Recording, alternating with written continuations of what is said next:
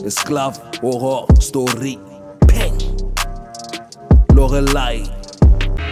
Non-consentement oblige, c'est la guerre des petits papiers. Je suis Lorelai, bienvenue dans Esclave Horror Story, la sagesse du non-consentement. Et ça sort d'où ce nom, Lorelai?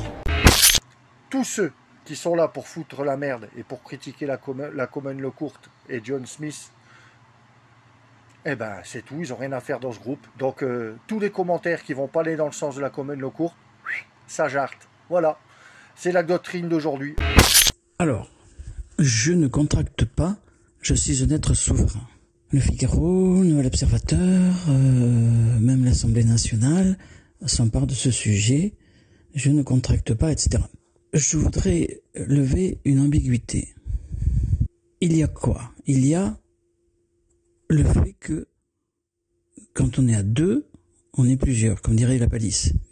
Si on est à plusieurs, on le veuille ou non, il y a des règles. Je prends un exemple. Un couple est sur une île déserte et ils ont un enfant et ensuite 2 enfants et ensuite 3 enfants. Évidemment, sauf avoir des jumeaux ou des triplés, ces enfants n'ont pas forcément le même âge. Quand il y a un enfant qui a 4 ans et l'autre qui a 2 ans, pour manger des myrtilles ou des framboises ou des fraises, bah, il est humain que peut-être celui qui est plus grand a peut-être droit à plus parce qu'il est plus grand, question de taille et poids, mais il va peut-être vouloir prendre, après ce qu'il a pris lui, la part du plus petit qui a 2 ans. Alors, est-ce celui qui a 4 ans peut dire à ce moment-là, je ne contracte pas. Je suis un être souverain. Bon, je dis non, il y a des règles. Alors, vous connaissez tous le chanteur Georges Brassens. Il a une chanson qui s'appelle Le marché de Brive-la-Gaillarde. J'ai plus le titre en tête. Ça commence comme ça. Au marché de Brive-la-Gaillarde, à propos de beauté d'oignon. Bon. Et après, il parle des gendarmes et c'est pas très favorable aux gendarmes.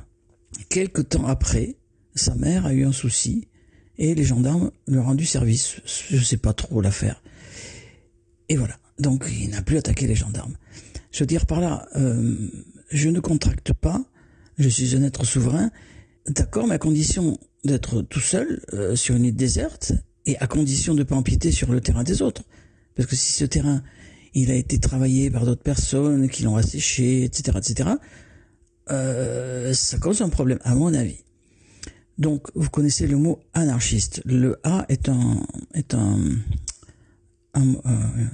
une consonne, une voyelle, privative, c'est-à-dire c'est non. Voilà. Anarchiste. Alors, si on met un N, archos, ça veut dire le gouvernement. Si on met un N, c'est, comme on dit parce qu'on est quand même influencé par la langue grecque, anarchiste, c'est parce que c'est plus euphonique, ça fait un son plus beau.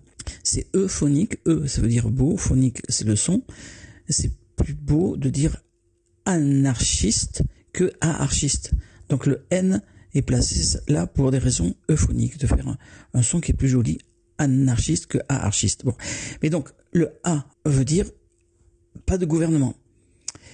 Et c'est là qu'on tombe sur la théorie anarchiste, pour laquelle moi je veux faire la différence par rapport à ce que je fais. Je ne suis pas anarchiste. Parce que quand on est à plusieurs, on peut avoir besoin des autres. Alors, quand on est au niveau de 2 personnes, 3 personnes, c'est une chose. Mais quand on est au niveau d'un groupe qui est plus important, il y a des règles. Et au niveau des cités, des villes, des pays dans lesquels on est, pour moi, ça me semble important de reconnaître que quand on a 2 voitures qui se rentrent dedans, il y a les pompiers qui viennent, s'il y a des blessés. Quand on a un problème d'inondation ou qu'on est dans des situations difficiles, on est bien content d'avoir les services municipaux qui interviennent. C'est pour ça que le concept d'anarchie, alors je sais bien qu'on va me dire, le concept d'anarchie, c'est pas forcément ce que je dis là, mais globalement, je ne contracte pas, je suis un être souverain. Pour moi, je le vois comme quelque chose de anarchiste. Et je considère que ce contexte-là ne respecte pas la société. La société, alors, Michel Polnareff faisait une chanson il y a plusieurs dizaines d'années, moi je me fous de la société. C'est un point de vue, mais ce système d'être souverain, bien sûr, c'est que, je crois que c'est Saint Paul qui disait qu'une hérésie, c'est une vérité qui devient folle. C'est sûr qu'on est des êtres souverains.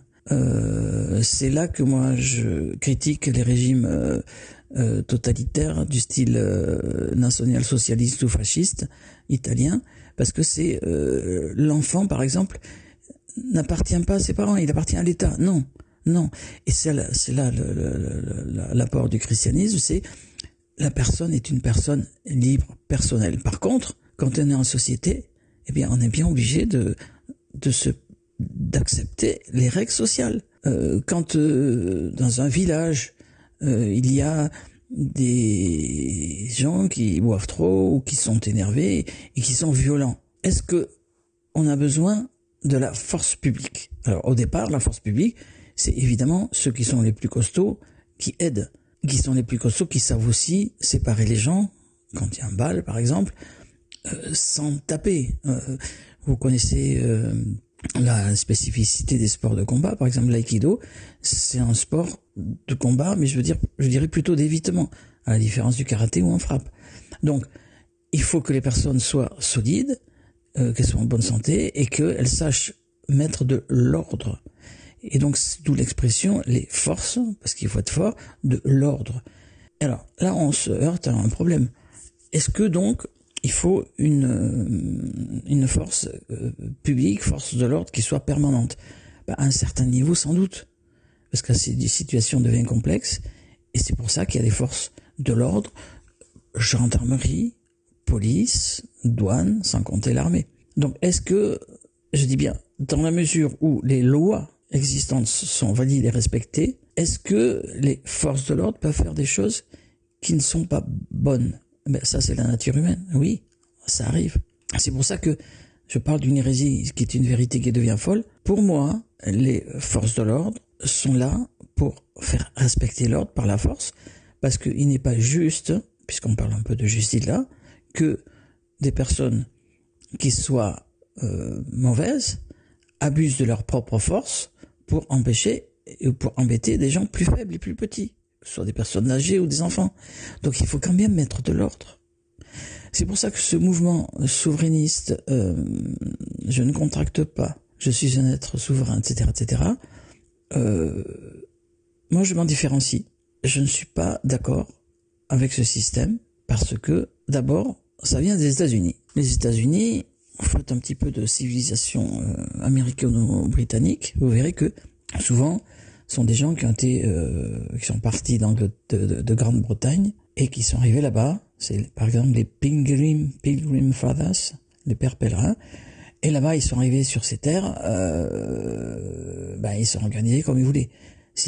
Et après, comme ils allaient de plus en plus vers l'ouest, ça a devenu le Far West. Far, ça veut dire loin, et l'ouest à l'ouest. Je fais une petite parenthèse, c'est l'ouest lointain, on dirait en français. Mais les Anglais disent le loin ouest.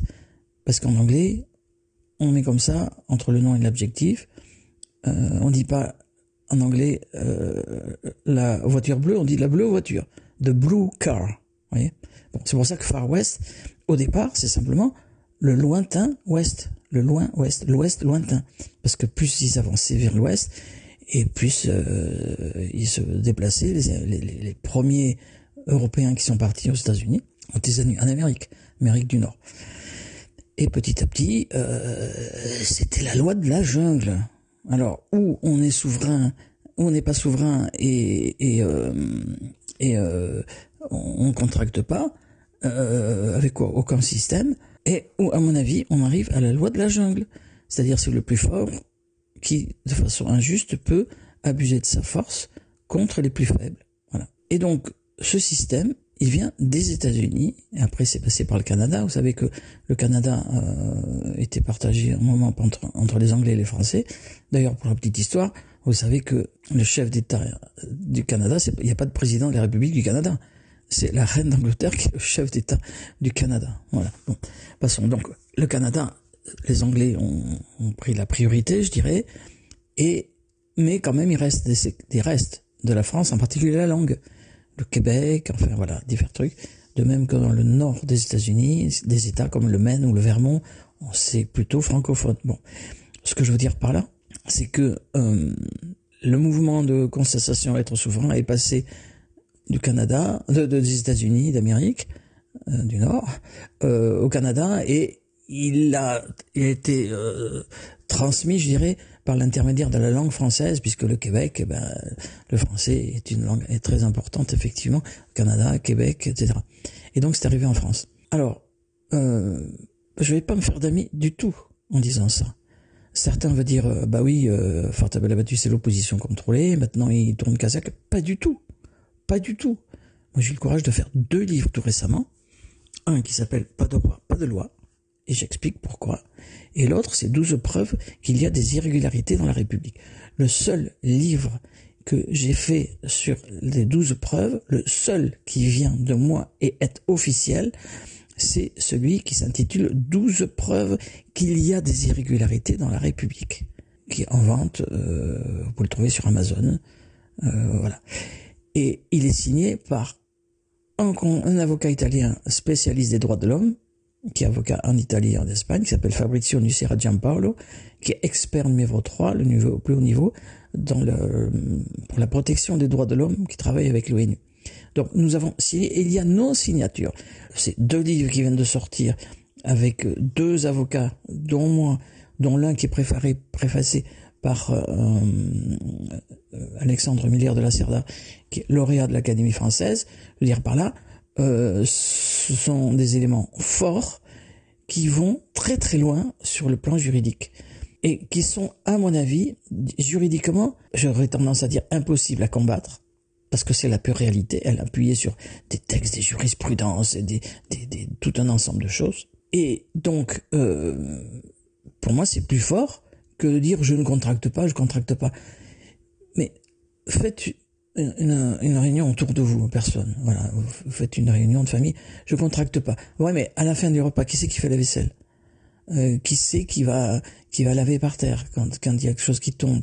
Qui c'est qui va s'occuper des enfants? On peut pas vivre tout seul. Et donc, c'est bien sûr, si on n'est pas content, on s'en va. En ce sens, ouais, je contracte pas, je m'en vais. Mais quand on est sur le sol d'un territoire particulier, qu'il y a des habitudes, il y a des personnes qui font des choses, comme disait le maréchal de MacMahon au 19e siècle en France, je me soumets ou je me démets, j'accepte ou je me bats. Je dirais pas comme Renaud, casse-toi tu pues, mais bon, et si tu veux pas respecter nos règles, nous on a des règles. Il y a un tel, on le nourrit, il nous fait le nettoyage. L'autre, on le nourrit, et il nous fait le respect de l'ordre.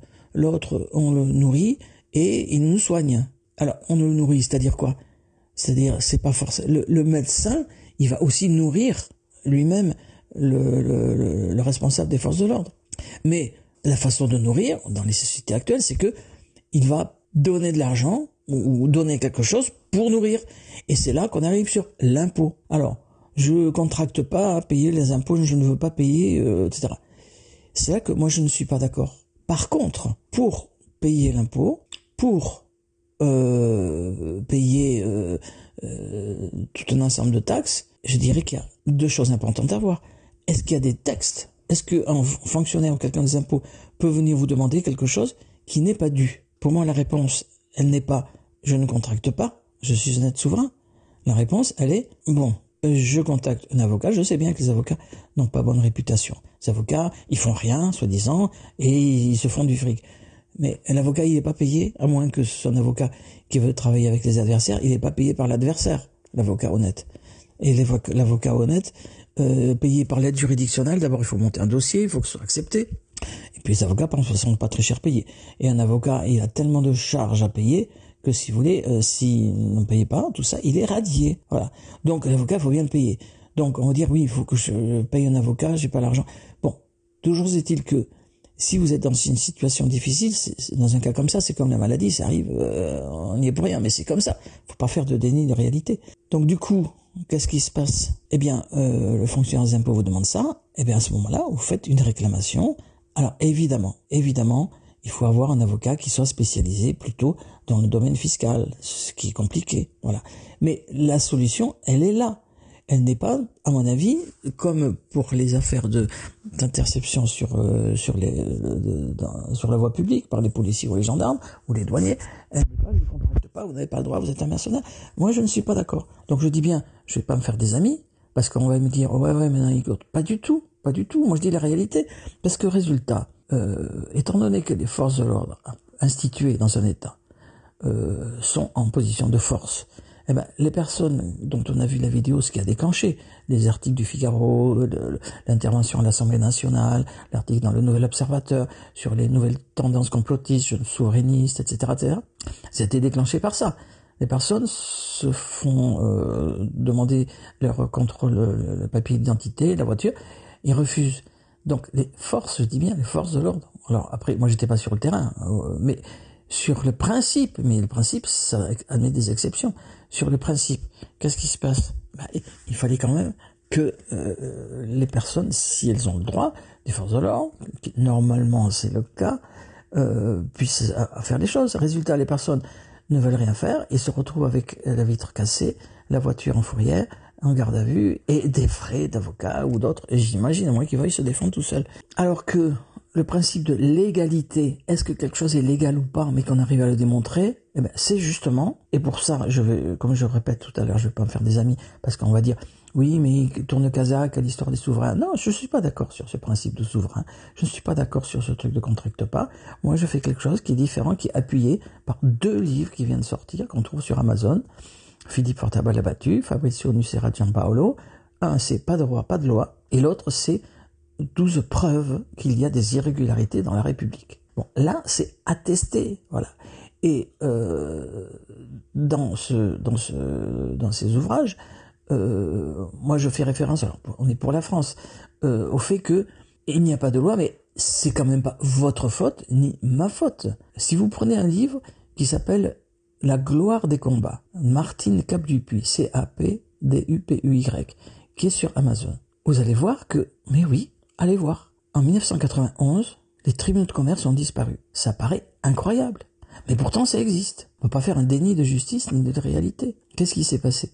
C'est au départ, celui qui l'a révélé, c'est François Colcombé, le fondateur et président du syndicat de la magistrature, qui était à l'époque président de la commission des lois à l'Assemblée nationale, qui a dit, et ça a été repris par l'hebdomadaire Le Canard enchaîné, on savait que les tribunaux de commerce étaient des coupe-gorge, on apprend maintenant qu'ils n'existent pas. Avec Martine Capdupuy, nous avons fouillé là-dessus. Nous avons découvert effectivement, il y a un article 631 du Code de commerce qui a été abrogé par erreur, qui n'a pas été remis. Donc c'est une réalité. Donc dans le livre de Martine Capdupuy, vous verrez toutes les preuves, tous les articles de Gazette juridique, dans le Figaro, c'est même parti jusqu'en Roumanie, où on a révélé que les tribunaux de commerce avaient perdu leurs compétences juridictionnelles. Moi j'ai fait une vidéo où on interroge François Colcombé, une autre où on interroge Ulrich Schalchli, qui était secrétaire du syndicat de la magistrature, je crois, sur ce problème fondamental. Donc ce n'est pas parce que c'est trop horrible que c'est pas vrai. Donc, ces livres, pas de droit, pas de loi, et tout se preuve qu'il y a des irrégularités dans la République, là, ce sont des éléments de légalité qui sont forts. Serge Petit-Demange a fait des travaux remarquables en expliquant que la Constitution de 1958, eh bien, elle n'était pas légale. Alors, ça paraît énorme, mais allez sur son site Renaissance française, Serge Petit-Demange, nous avons fait une vidéo ensemble qui démontre cette réalité. Mais pour ce point d'être souverain, de je contracte pas, je ne veux pas mettre en difficulté Lorelai, mais c'est elle qui, en insistant par rapport aux travaux que j'avais faits, a voulu que nous fassions une vidéo il y a plusieurs années là-dessus. Donc je rends hommage à Lorelai. Nous avons fait une vidéo qui a fait entre 100 et 200 000 exemplaires. Bon. Et donc elle démontre quoi? Eh bien, effectivement, qu'il y a un problème de légalité en France depuis 1848, aggravé par le fait qu'il y a un problème sur la Constitution en 1958. Donc on arrive à quelle situation? On arrive à une situation qui est, eh bien oui, depuis 1848, nous démontrons qu'il n'y a pas de texte de droit applicable. Alors c'est pour ça que je dis que je vais pas me faire des amis, parce que les personnes qui disent je suis honnête souverain, je contracte pas, je m'en fais pas des amis parce que je trouve que ça ne tient pas, que c'est un manque de réalité sur la société, puisque dès qu'on est à deux, on est en société. Mais je vais pas me faire des amis non plus par ceux qui veulent appliquer des lois qui, pour moi, n'existent pas. Que ce soit les forces de l'ordre, que ce soit les magistrats. Donc, contrairement à ce qu'on pourrait penser, alors je plaide ma cause, si vous voulez, mes causes, puisque nous sommes plusieurs avocats à le soulever, ce que nous disons est plus fort, c'est pas une question je suis plus fort que toi, hein, que l'argument je ne contracte pas à être souverain. Donc, on est dans une croisée des chemins. Alors, ceux qui vont critiquer ce que je dis vont dire oui, mais alors vous êtes anarchiste et tout le monde va dire un contrôle de police, je m'arrête pas parce que vous dites qu'il n'y a pas de loi, etc., etc. On peut pas me reprocher à moi de dire la réalité. Ça serait un comble. Il se trouve que je n'ai pas fait qu'un doctorat en droit, j'ai aussi fait un doctorat ès-lettres, dont la spécialité est structure mentale et sociale du Midi de la France, du Moyen-Âge à nos jours. C'est mon deuxième doctorat, structure mentale et sociale du Midi de la France, du Moyen-Âge à nos jours. C'est pourquoi j'ai étudié ces points de vue. Alors je ne suis pas philosophe, mais pour revenir à cette question de je ne contracte pas, etc., il y a le contrat social. Alors, donc pourquoi je vous parle de ça? Parce que le contrat social de Rousseau est en gros à la base de notre système qui se veut démocratique. Alors, pardon pour les sociologues, moi, ma spécialité c'est structure mentale et sociale, mais je ne suis ni sociologue ni philosophe, même si j'ai fait un petit peu des deux. Mais donc ce système, c'est il y a une délégation de souveraineté, comme on est très nombreux, on n'est plus dans la Grèce antique, hein, où il y avait des démocraties. Alors, démocratie, faut savoir que dans la Grèce antique, on parle des Grecs étaient démocrates. Ouais, mais il y avait les serfs, enfin, il y avait les zilotes, hein, tout le monde n'était pas égal, hein. Bon. Et donc, dans le système actuel, c'est une délégation de souveraineté. Alors, on vote pour élire des gens. Mais, alors là, je vais pas me faire des amis non plus, mais tant l'Action française que Kadhafi, dans son livre vert, disent, mais c'est un leurre, parce que vous confiez une dictature à 400 ou 600 personnes, qui pendant 4 ans, vont vous dire, ah ben non, le Parlement a voté, c'est comme ça. Et c'est là que, effectivement, on arrive à ce que je disais, une vérité, c'est une hérésie, c'est une vérité qui devient folle. C'est-à-dire qu'au bout d'un moment, ces lois qui peuvent être considérées comme injustes, ben, le peuple dit, ben j'ai pas voté ça. Ben non, je contracte pas. Donc ça se comprend. Et je mets pas en cause du tout la bonne foi des personnes qui disent ça. Mais sur les conséquences, ça peut être dramatique. Parce que les lois vont venir, ben, c'est voté, le Conseil constitutionnel décide, etc. Mais c'est là que j'interviens en tant que juriste. Moi, j'ai créé à Moscou, en 2015, l'Association internationale des docteurs en droit. Pourquoi? Parce qu'il n'y a pas que le droit français. On le voit maintenant avec la Cour européenne des droits de l'homme. On la voit avec l'Organisation des Nations Unies. On la voit avec le Conseil de l'Europe. Le Conseil de l'Europe, c'est lui qui a une juridiction qui s'appelle la Cour européenne des droits de l'homme. Mais le Conseil de l'Europe, c'est pas l'Europe de Bruxelles. C'est autre chose. Dans le Conseil de l'Europe, il y a la Turquie, par exemple, et il y a la Suisse, voyez. Donc c'est complexe le droit. Donc, il y a quelque temps, c'est pour ça que pour moi je dis la solution, elle est juridique. Et je plaide pour les avocats, je plaide pour les juristes, je plaide pour les magistrats, et je plaide pour les hommes politiques qui veulent mettre de l'ordre.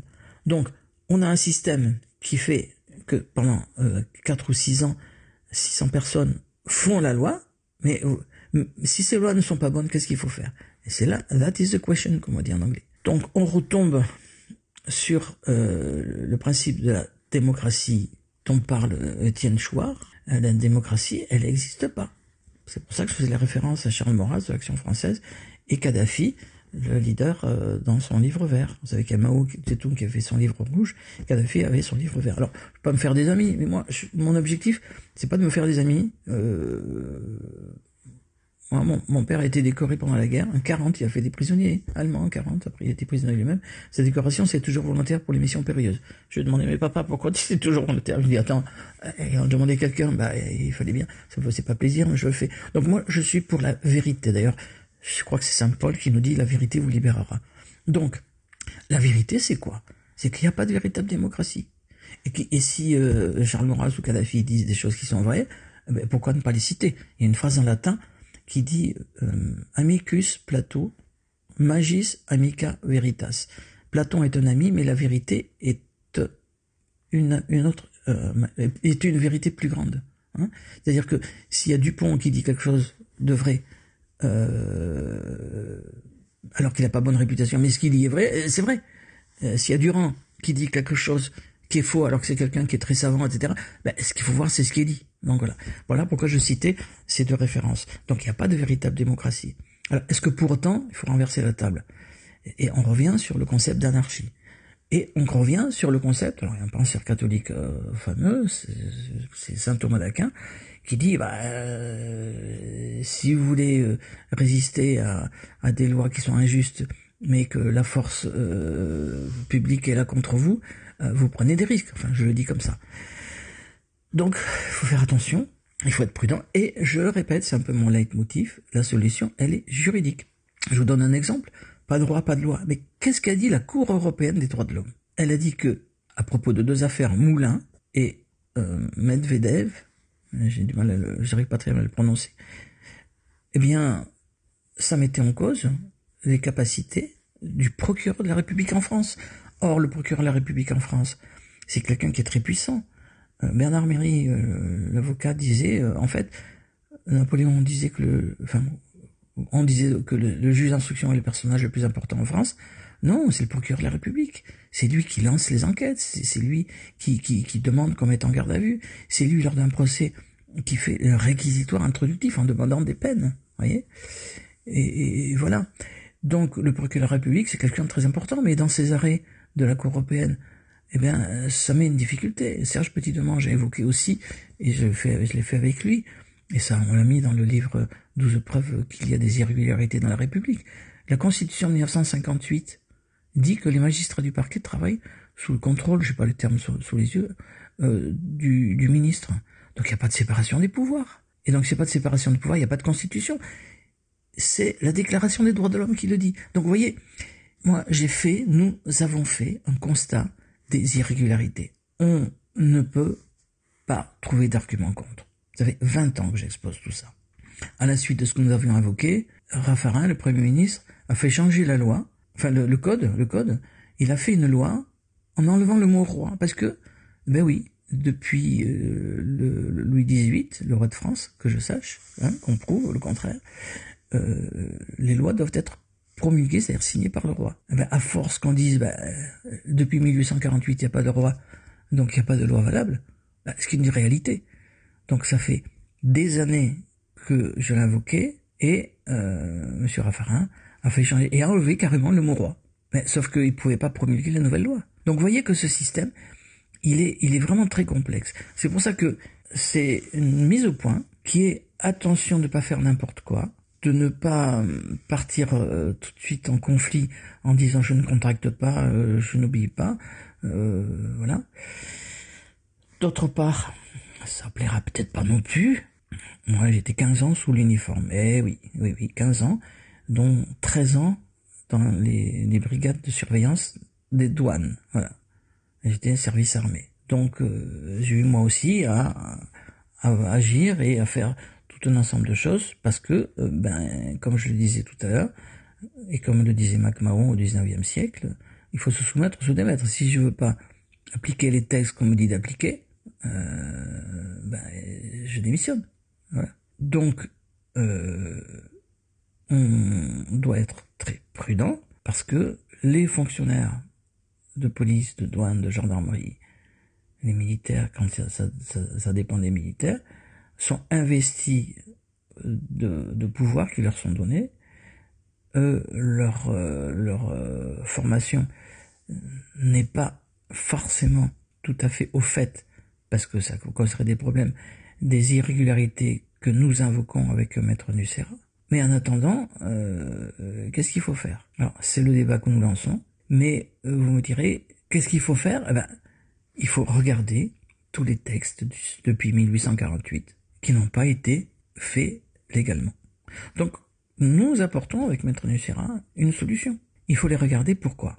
Parce que de 1940 à 1944, il y avait un pouvoir en France. En 1944, au mois d'août, il y a eu un autre pouvoir.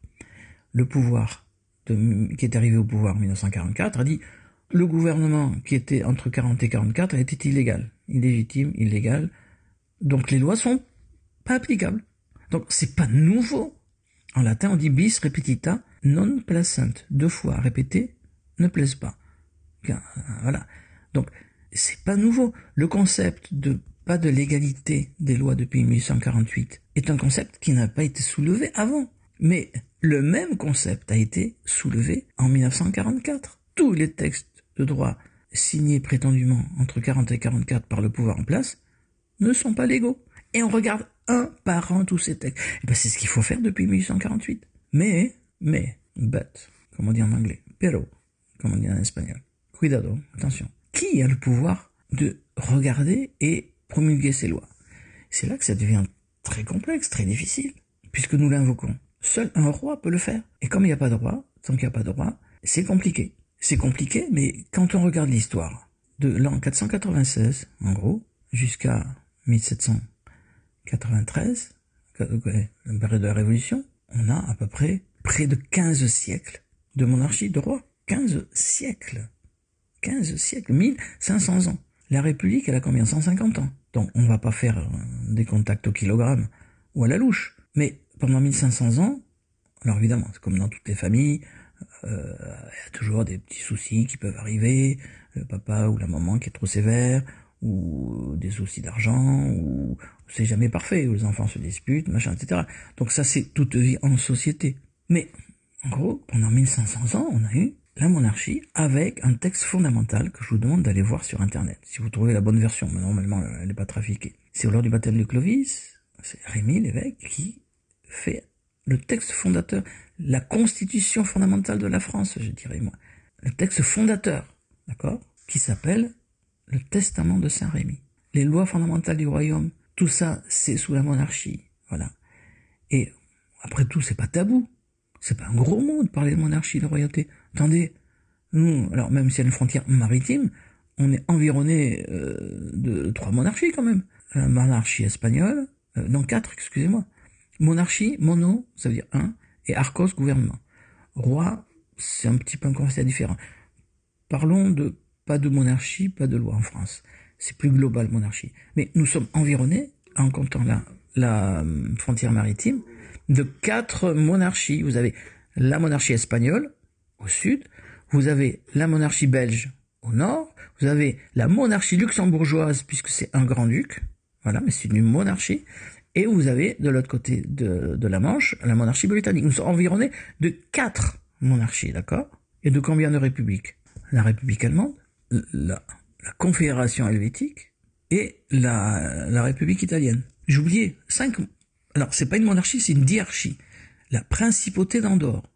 Le chef d'État, c'est à la fois l'évêque d'Urgell et le président de la République française. Donc, si vous voulez, nous avons 4 monarchies et une diarchie. Diarchie, ça veut dire 2. De gouvernement à 2, hein. La principauté d'Andorre. Nous avons 4 monarchies à nos frontières. Je répète, quand on a la frontière maritime avec la Grande-Bretagne. 4 monarchies et 2 républiques et une confédération. Donc c'est pas un gros mot de parler de monarchie. Or, les lois actuelles en France depuis 1848 sont pas valables parce qu'elles sont pas signées par le monarque. Voilà. Alors, ça plaît pas, mais c'est la réalité. Et j'ai tendance à penser, je suis pas le seul, hein, avec Fabricio Ducerra, avec d'autres personnes, que c'est plus fort que de dire je ne contracte pas, je suis un être souverain et je m'oppose. Parce que, je le rappelle, on a un concept de rapport de force. Je sais pas si vous êtes allé dans la mer, moi je suis originaire de Biarritz. Quand la vague est trop forte, vous pensez pas forcément qu'elle est trop forte. Dans tous les cas, vous faites renverser par la vague. Hein. Donc ça, c'est le concept de réalité. Donc pour terminer, je rends un grand hommage à Lorelai, qui est la première, la seule à avoir fait il y a des années l'émission sur le fait qu'il n'y avait pas de roi et pas de loi, et avec un talent remarquable, une voix remarquable, et une illustration de documents remarquable aussi. Voilà.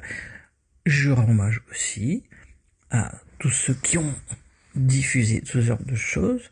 L'Action française, grâce à qui le livre est sorti, c'est l'Action française, et Clément Gauthier qui m'a demandé de faire ce livre, donc je lui rends hommage, et je rends hommage à Serge Petit-Demange sur ses travaux sur la Constitution. Voilà, c'était juste une mise au point, mais je crois que j'ai un peu varié dans les notes à la fin. Prenez soin de vous.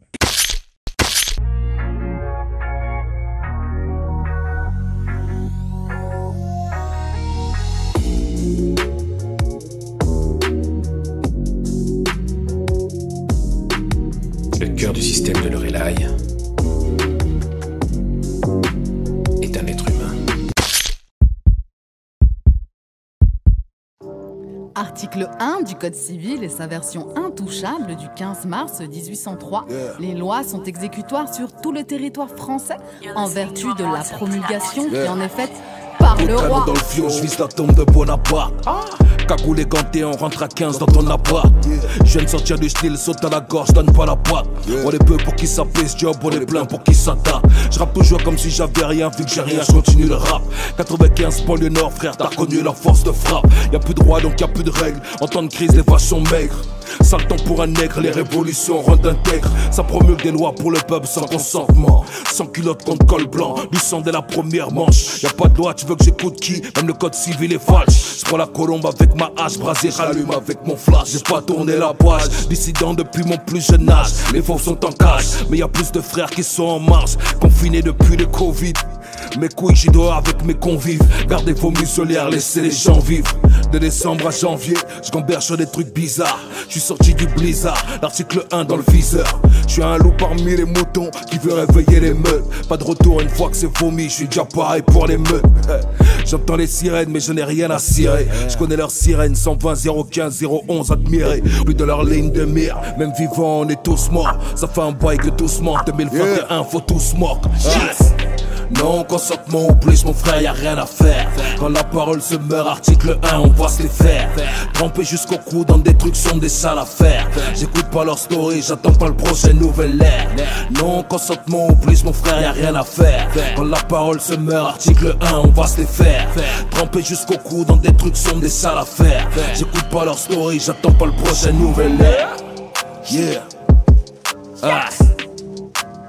J'attends pas le prochain nouvel ère. Mr. Tequil, Esclave, Horror, Story, Peng, Lorelai.